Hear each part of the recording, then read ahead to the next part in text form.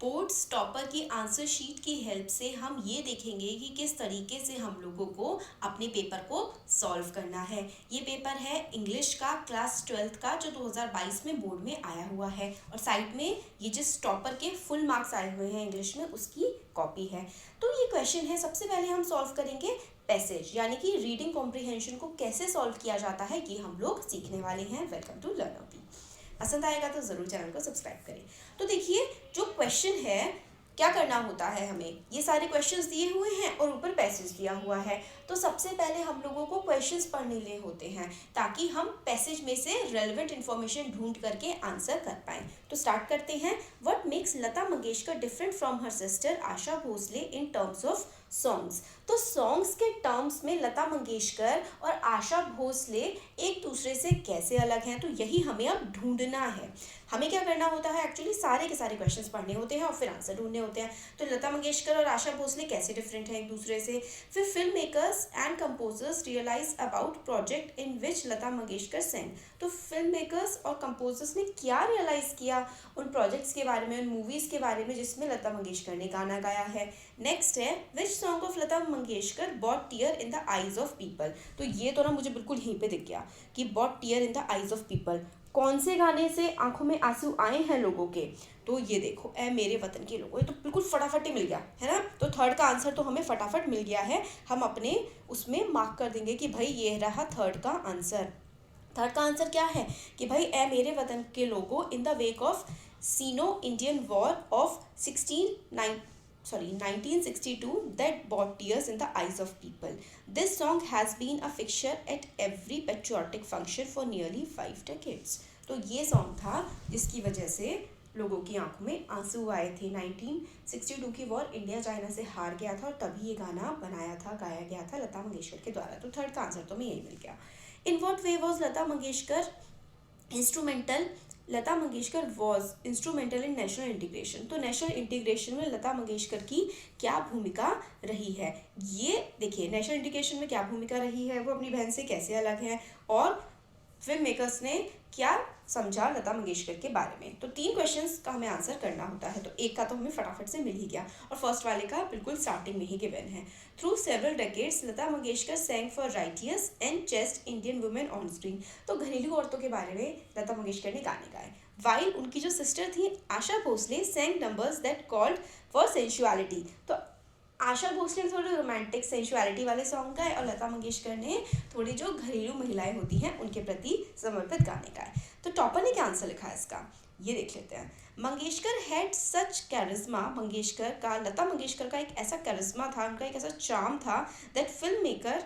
अच्छा, इन्होंने फर्स्ट वाले का आंसर नहीं करा है, इस बच्चे ने सेकेंड वाले का आंसर करा है, सेकेंड वाले का। ओके, तो फर्स्ट वाले का आंसर यहाँ पे है, ये वाला जो था ना स्टार्टिंग की लाइन, ये हमारे फर्स्ट का ही आंसर हमें डायरेक्ट मिल जाता है। ठीक है, बच्चे ने करा है सेकंड का, फर्स्ट का ही आंसर हो गया। सेकंड का देख लेते हैं। What did film makers and composers realised about project in which Lata Mangeshkar sang. तो फिल्म मेकर और कंपोजर ने क्या रियलाइज किया उन प्रोजेक्ट्स के बारे में जिसमें लता मंगेशकर ने गाना गाया। तो देख लेते हैं, इसका आंसर ढूंढते हैं। मंगेशकर का ऐसा करिश्मा था that film makers and composers, ये देखिए यहीं पर हमें सेकंड का भी आंसर मिल गया। फर्स्ट और सेकंड दोनों बिल्कुल लगातार हैं, दोनों का हमें आंसर इधर ही मिल गया। क्या रियलाइज़ किया कि भाई, यहाँ पे देखो, अब टॉपर का ही आंसर देख लेते हैं, यहीं से ही है। Mangeshkar had such charisma that film makers and composers realised very early that having her on a project signaled credibility and impeccable standards. She sang for the righteous and just Indian women on screen, and much before a film was shot, the singers were signed on for the project, which meant that several films that did badly at the box office had outstanding music hemmed by her. मतलब film makers को ये पता लग गया कि अगर लता मंगेशकर है ना, वो गाना गा रही हैं, तो भाई लोगों को वो गाना ज़रूर पसंद आएगा। यही है इसका आंसर। तो फर्स्ट का भी देख लिया, सेकंड का देख लिया, अब हमने थर्ड का तो देख ही लिया था। तो थर्ड का राइटर ने लिखा है कि, सॉरी राइटर ने नहीं, टॉपर ने, ए मेरे वतन के लोगों संग पाए मंगेशकर, और उसी से लोगों की आंखों में आंसू आए थे। तो ये आंसर देख लिया। फोर्थ देखते हैं। In what favours Lata Mangeshkar instrumental in national integration.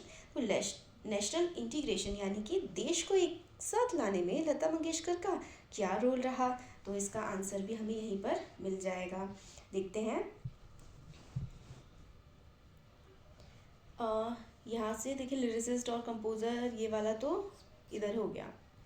हाँ, अब ये देखते हैं मंगेशकर नेवर टू, अपना उन्होंने टैलेंट फॉर ग्रांटेड नहीं लिया और वो काम करती रही। तो यहाँ पर मुझे आंसर नहीं दिख रहा है। Authentication, playback, heroines book, Noorjahan, she song entire range of characters और उससे शक्ल्स, claustrophobic relationship for a, okay. हाँ, तो इसका देखो यहाँ पे ही आंसर है हमारा कि हमें पूरे इससे पैसे से समझ में आता है कि उन्होंने अलग अलग भाषाओं में गाने गाए, उर्दू में, बंगाली में, मराठी में, पंजाबी में, अलग अलग इंडियन लैंग्वेजेस में उन्होंने गाने गाए। She was a unifying factor who brought the nation together as a repository of its culture, entertainment and of course music. तो फोर्थ वाले का आंसर हमारा ये हो गया है। अब बच्चे ने कैसा लिखा है ये देखते हैं।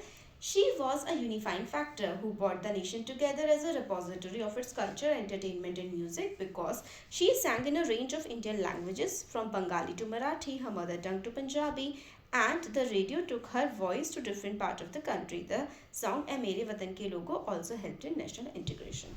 तो आपने देखा कि बच्चे ने पूरे पैसेज के थ्रू एक क्वेश्चन का आंसर किया है। तो इसी तरीके से हम लोगों को आंसर करने होते हैं ताकि हम बहुत अच्छे मार्क्स ला सके। सिर्फ वो यहाँ पर से ही आंसर नहीं किए, उसने लास्ट वाला भी ऐड कर दिया क्योंकि वो रेलिवेंट था इस क्वेश्चन के लिए। बहुत अच्छा आंसर लिखा है तभी फुल मार्क्स आए हैं। इसी तरीके से हमें भी अपने एग्जाम में आंसर लिखने हैं। Pick out the word phrases from the passage which are similar in the meaning. तो इनके सिमिलर मीनिंग बताने हैं। सीमेन टू बी एवरीवेयर, जो हर जगह प्रेजेंट हो। तो वो चीज़ तो देखो यूनिवर्सल होती है, जो चीज़ हर जगह प्रेजेंट होती है वो होती है यूनिवर्सल। तो इनकी जो आवाज़ थी ना वो मतलब यूनिवर्सल थी, हर जगह के लोगों को पसंद आती थी। तो यूनिवर्सल इसका आंसर हो गया। और नेक्स्ट देखिए, abnormal fear of being in enclosed space. अगर आप एनक्लोज स्पेस बंद जगह है तो उससे फियर हो तो उसको क्लॉस्ट्रोफोबिक कहा जाता है। तो क्लॉस्ट्रोफोबिक होता है ये, तो ये आंसर हो गया। अब ये वाला पैसेज हमारा सॉल्व हो गया है। नेक्स्ट पैसेज मलेरिया से रिलेटेड है। तो फिर से हम लोग क्या करेंगे, हम लोग पहले क्वेश्चंस देखेंगे और उसके बाद हम लोग सॉल्व करेंगे पैसेज को। तो स्टार्ट करते हैं। 3 आंसर्स हमें लिखने होते हैं, 4 हमें क्वेश्चंस दिए होते हैं, उसमें से 3 चूज करके लिखना होता है। तो 7 मिनट लगे हम लोग को पैसेज सॉल्व करने में। और आपको एग्जाम में कितने मिनट लगाने हैं, 5 मिनट लगाने हैं, क्योंकि मैंने एक्सप्लेन किया इसलिए 7 लगे हैं। What are the public health workers around the world busy doing. तो पब्लिक हेल्थ वर्कर्स दुनिया में क्या करने में बिजी हैं। Cause of worry in regard to malaria eradication. Eradication होता है खत्म कर देना। तो क्या कॉज ऑफ वरी है मलेरिया को हटाने का। सिल्वर लाइनिंग क्या है कैंपेन की, भाई क्या फ़ायदा हो रहा है मलेरिया को हटाने से। What had possibly cause the downfall of Greek and Roman empire. Greek और रोमन एम्पायर का डाउनफॉल की वजह क्या रही। तो पब्लिक हेल्थ वर्कर क्या कर रहे हैं दुनिया में, ये है। और ग्रीक वाला है और एक malaria eradication cause of worry क्या है। और ठीक है, ओके स्टार्ट करते हैं। पहले तो ना मेरे को ये ग्रीक और रोमन एम्पायर फटाफट से दिख गया, तो इसका आंसर ही ढूंढ लेते हैं। One of the causes leading to downfall of both Greek and Roman empire क्या था, मलेरिया। क्वेश्चन का आंसर मिल गया। What had possibly cause the downfall of Roman and Greek empire. तो मलेरिया की वजह से ये एम्पायर्स खत्म हो गई थी। तो ये आंसर मुझे मिल गया। तो हम पहले यही वाला देख लेते हैं कि टॉपर ने कैसे लिखा हुआ है। तो malaria the world's oldest recorded disease was one of the causes leading to the downfall of both the Greek and Roman empires. People recognize the connection between malaria and swamps, and some believe that insect living near swamp might be the carriers of disease, so the Roman dried the swamps and reduced the mosquitoes population, this being the best method used for next 15 century. Next 15 centuries तक यही method इस्तेमाल किया गया। तो यहाँ पर answer है people ने रिकग्नाइज कर लिया था कि कैसे होता है और फिर उसके बाद उन्होंने स्वैम्प्स यानी कि जहाँ पर पानी भरते थे वो इलाके सुखाने शुरू कर दिए। तो ये वाला आंसर हो गया हमारा इसका, हमारा 4th क्वेश्चन का। अब फर्स्ट देखते हैं, what are the public health workers around the world busy doing. तो भाई मलेरिया का इलाज ढूंढने में वो बिजी हैं, यही है। Most exciting, one of the most exciting races ever run is now in progress between doctors fighting malaria and mosquitoes.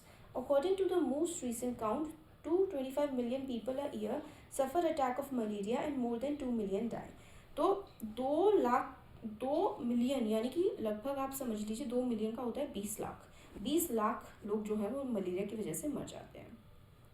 और पब्लिक हेल्थ वर्कर क्या कर रहे हैं, यहाँ पे आंसर है इसका, ये रहा। Public health worker around the world are doing all they can to destroy the malaria before mosquitoes that pass on the disease become resistance to chemicals now used against them. It is a race against time and against difficulties with millions of lives in danger and chances of winning not in favor of men. तो ये answer है first वाले का. इसमें मतलब ये है कि भाई मलेरिया जो होता है ना वो दवाइयों से रेजिस्टेंस हो जाता है वाला मच्छर मलेरिया वाला, मतलब अब उस पर दवाई असर नहीं करती है. तो कोशिश ये की जा रही है हेल्थ वर्कर और डॉक्टर के द्वारा कि भाई पहले ही वो मच्छर मार दिया जाए, उससे पहले कि वो दवाई का उस पर असर होना बंद हो जाए. तो यही यहाँ पे आंसर लिखा हुआ है पूरा का पूरा. नेक्स्ट देखिए B, cause of worry in regard of malaria eradication. तो मलेरिया को हटाने के लिए मतलब इरेडिकेशन की वरी क्या है, वरी भी यहीं पे ही है कि भाई जो स्प्रे वगैरह डाले जा रहे हैं ना वो मच्छर इम्यून हो रहे हैं उससे, और मच्छरों पर वो स्प्रे असर ही नहीं कर रहे हैं, और उससे क्या होगा भाई फिर नई दवाइयाँ बनानी पड़ेंगी, बड़ा टाइम लगेगा. यही कॉज ऑफ वरी है. तो यही अपना कॉज ऑफ वरी है. ये यहाँ पर इसका आंसर लिखा हुआ है कॉज ऑफ वरी का, इधर ये वाला ये आंसर है. तो टॉपर ने किस तरीके से लिखा है ये देख लेते हैं. तो ये इसने आंसर यहाँ पे लिखा हुआ है, cause of worry in regard to malaria eradication is that some part of the world certain type of malaria carrying mosquito have already become immune to spray. WHO World Health Organization is helping national government to get rid of malaria before resistance among mosquitoes becomes so great that new chemicals will have to be found to replace those in use at present. तो फिर नई दवाइयाँ खोजनी पड़ेंगी मच्छरों को मारने के लिए. तो इससे पहले ही हम वो सारे मच्छर खत्म कर दें मलेरिया वाले, ऐसी कोशिश की जा रही है. तो ये वाले सारे के सारे क्वेश्चन हो गए. तो यानी कि हमारा जो रीडिंग सेक्शन है ना, रीडिंग वाला, वो हमने यहाँ पर कंप्लीट कर लिया है. अब हम लोग राइटिंग स्किल्स जो हैं वो देखते हैं. तो रीडिंग सेक्शन हमारा फिलहाल लगभग 12 मिनट में हो गया. तो अब हम राइटिंग सेक्शन देखते हैं कि राइटिंग स्किल्स क्या है. इसमें हम लोगों को और में ऑप्शन दिया है, और बच्चे ने पहले सी सेक्शन अटेम्प्ट किया है, तो हम बी वाला पहले देख लेते हैं. बच्चे ने ए वाला ही किया है, और इसमें क्या है, एक स्पीच लिखनी है. और स्पीच किस बारे में है, deliver speech on occasion of children's day celebration in your school. क्या है speech, fiddling with mobile phones cause can be dangerous for the small children. तो मोबाइल फ़ोन जो है वो डेंजरस हो सकता है बच्चों के लिए. इस पर आपको स्पीच देनी है, और आपका नाम लड़की है तो परिणीति लिख दीजिए, वरना परमेश्वरन लिख दीजिए. तो स्पीच किस तरीके से दी जाती है, यहाँ पर देखिए बहुत अच्छी सी स्पीच बच्चे ने लिखी है, तभी तो फुल मार्क्स आए हैं. तो पढ़ते हैं, तो स्पीच पढ़ते हैं, इसको हम शॉर्ट कर देते हैं. हाँ तो देखिए इसने लिखा है, स्पीच में स्टार्टिंग में हेलो एवरीवन बोला जाता है, और मॉर्निंग में है तो गुड मॉर्निंग बोलेंगे. Hello, a very good morning to all of you, respected principal ma'am, coordinators, teachers and my dear friends. I am Pariniti, a high school student of Riverdale Academy, and today on the occasion of Children's Day, I would like to talk to you regarding the involvement of technology in the lives of infants. Fiddling with the mobile या फिर cell phone can be dangerous for the small children as it affects their overall development in a negative manner. Technology has undoubtedly helped us, but we cannot let minors in their formative years spend hours scrolling through social media apps like Instagram and Facebook. This particular period of their life should be spent by reading books, playing outside with their friends, being with their family and siblings, or adopting useful hobbies. Social media addiction among kids is rising at an alarming rate, and this can be very harmful. This can have harmful impact upon cognitive growth of the future leaders of our nation who are now at the mere age of 5. The strong light from these devices can also damage the tender nerves of their eyes. I hereby request all of you to try and ensure that the children around you do not spend more than 1 hour per day on the screens. Last but not the least, Happy Children's Day to everyone. Thank you so much for being such a wonderful audience. अब देखिए कितना प्यारा इन्होंने speech लिखा है. ज़्यादा कुछ बड़ा फैंसी नहीं लिखा, बड़ी फैंसी लैंग्वेज नहीं यूज़ करी, और कोई टफ वर्ड्स यूज़ नहीं करे हैं. इन्होंने बताया कि भाई ज़्यादा टाइम मत बिताओगे बहुत ज़्यादा टाइम तो फ्यूचर का क्या होगा. बच्चों को खेलना चाहिए, फ्रेंड्स के टाइम स्पेंड करना चाहिए, फैमिली के साथ रहना चाहिए, बस यही लिखा है. कितना मतलब प्यारा है ना. तो इस तरीके से ही हमें आंसर्स को लिखना होता है. तो राइटिंग सेक्शन में यही था, क्योंकि 2020 का 20 से और 22 तक 3 साल लगभग जो है वो टर्म 1 टर्म 2 रहे हैं ना, तो छोटे छोटे पेपर आए हैं, तो एक ही था. अब सेक्शन सी में जो है वो ग्रामर वाला सेक्शन है, वो देख लेते हैं इसके आंसर. इसमें क्या करना है, 5 क्वेश्चंस हैं, और किस तरीके से आप उसको आंसर करेंगे. क्या लिखोगे, ये 3 हैं. तो you like another cup of coffee, तो क्या करोगे, would you like another cup of coffee. फिर use landing and rewrite the sentence. The news that the enemy had landed spread like wildfire. तो the news of landing of enemy spread like wildfire, ये हो गया. He is both a fool and a knife. तो not only is he a fool but also a knave, मतलब वो बेवकूफ़ भी है और बचकाना भी है. I am very busy, I will submit the assignment. तो इसमें nevertheless लगाना है. I am very busy, nevertheless I will submit the assignment. क्योंकि 5 करने होते हैं तो बच्चे ने फिर F वाला किया है. I have told him something, he knows only that much. Combined by using as much as. He only knows as much as I have told him. तो इस तरीके से ग्रामर सेक्शन यहाँ पे सॉल्व किया गया है. अब जो डी वाला लिटरेचर सेक्शन है वो देखते हैं कि क्वेश्चन आंसर्स कैसे लिखे हैं बच्चे ने. तो देखते हैं क्वेश्चन आंसर्स. सबसे पहला जो है वो क्या करना है, 5th वाले क्वेश्चन में ए वाला इन्होंने अटेम्प्ट किया है. 30 से 40 वर्ड्स में आंसर लिखना है, बट इन्होंने थोड़ा बड़ा लिखा है. लिखना तो था, अच्छा इन्होंने 5th वाला नहीं किया, 8th वाला किया पहले. हाँ ये गुड, ज़्यादा मार्क्स वाला इन्होंने पहले किया. तो ए में इन्होंने 8 में इन्होंने ए वाला किया है. यू में गेट दी, ये वाले जितने भी क्वेश्चन आए हुए ना एग्जाम में दोबारा आने की प्रोबेबिलिटी है, तो ध्यान से देखना इसको ना. तो क्वेश्चंस मैं आपको रीड कर दे रही हूँ, आंसर आपके पास साइड में है. यू में get in now Raja, a new life opens before you. Men, women and children, particularly children, hundreds of them will come to see you. You will make them happy. तो इसमें ये above extract लिया गया है novel named Tiger for Malgudi, written by renowned Indian author R.K. Narayanan. तो R.K. Narayanan ने जो novel लिखी है उससे लिया गया है. In the novel the hermit, इसमें आंसर देख लेते हैं. In the novel, the hermit saint who had stopped the people of the town from shooting Raja at the school and was referred to as the master by the tiger had said these words to Raja when the tiger was being taken to the zoo. Master had contacted the zoo authorities and instructed them to take the Raja in their zoo, where he would receive proper food and rest for the rest of his life in a cage that was only for him. Raja had become quite old and was slowly losing his vision, hearing abilities as well as teeth. So it was getting difficult for him to hunt for his own food. In order to ensure that the tiger would not starve and would be starve होता है भूखे मरना and would be protected from other animals that might attack or injure him, master had taken this decision. You may get in now refers to the tiger getting into the vehicle that the zoo authorities had bought in order to transport him to the zoo, where hundreds of people of all ages would come to meet him every day. Seeing Raja would of course make them happy, fill their hearts with joy. तो ये जो है R.K. Narayan की novel है. वो मतलब जो राजा क्या होता है कि इसमें एक टाइगर होता है, वो बूढ़ा हो गया होता है तो फिर उसको जू में भेजा जा होता है. इसके बारे में ये स्टोरी है, बहुत इंपॉर्टेंट है ये. अब ये सेक्शन ई जो है नॉवल वाला होता है और इस काफ़ी सारी मतलब जो है नॉवेल्स प्रिस्क्राइब्ड हैं, उसके बेसिस पे आप यहाँ पे देख सकते हैं ये वाले क्वेश्चंस कोई से भी पूछे जा सकते हैं इस नॉवल में से. अब जो सेक्शन डी है, सेक्शन डी के आप आंसर इसमें देख लीजिए. 30 से 40 वर्ड में देना है.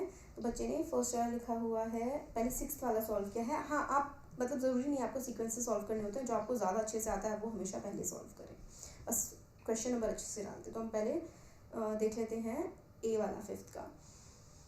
5th का ए है what are the personality traits and family background of Solomon's wife Gretel. तो सोलोमन की वाइफ ग्रेटल का फैमिली बैकग्राउंड क्या था और उसकी ट्रेड्स क्या थी. तो सोलोमन्स वाइफ ग्रेथ जो थी was a Christian by birth, but after having spent her life with her Jewish husband, even her sign had become Jewish. She was a nurse at the Berlin hospital where her husband was a member of staff. She made Jewish friends, learned how to cook Jewish dishes, food, and constantly regretted the disaster caused by the Nazis. She was a blonde, muscular woman who insisted on doing all the housework on her own, and she seemed to be a supportive wife. One of her brothers, a Nazi, had died of typhus at a Russian prison camp, and the other brother, who was communist, had been shot dead by the Nazis. Her father vegetated at her older sister's house at the Hamburg, and she sent him money regularly. She had suffered a lot silently. तो इसमें मतलब पूरा जो आपका chapter है कि भाई Solomon की वाइफ जो थी ग्रेथ, वो पहले क्रिश्चियन थी बट वो फिर जूइश खाना बनाने लगी, अपने हस्बैंड की फेथ को फॉलो करने लगी, और उनकी वाइफ के हस्बैंड मतलब सॉरी उनकी वाइफ के ब्रदर्स के बारे में भी इसमें बताया गया है. नेक्स्ट देखिए जो है answer any 2 of the given questions. तो इनमें से कोई से भी 2 क्वेश्चन आपको आंसर करने हैं। तो इसमें 7 6 वाला यहाँ पर है कि ए 6 का ए किया हुआ है, bird sat careless on the fence, why is the bird careless. तो ये ट्रीज़ वाला जो चैप्टर है बाय एमिली डिकिंसन, उससे आपको देना है। तो देखिए मैं ना, आप क्वेश्चन देख लीजिए, क्वेश्चन इंपॉर्टेंट है और साइड में आंसर्स लिखे हुए हैं, आप लोग पढ़ सकते हैं। इसका पीडीएफ आप लोगों को हमारा जो टेलीग्राम चैनल है लर्नर, वहाँ से मिल जाएगा, लिंक आपको डिस्क्रिप्शन बॉक्स में मिलेगा। ये रहे आपके क्वेश्चंस और यहाँ पर जो है बच्चे के आंसर्स आप लोग देख सकते हैं, क्योंकि ये सब तो आपने पढ़ ही रखा है और कैसे आंसर लिखने हैं बस ये आपको देखना है। वीडियो पसंद आया तो लाइक शेयर और सब्सक्राइब करें। Thank you.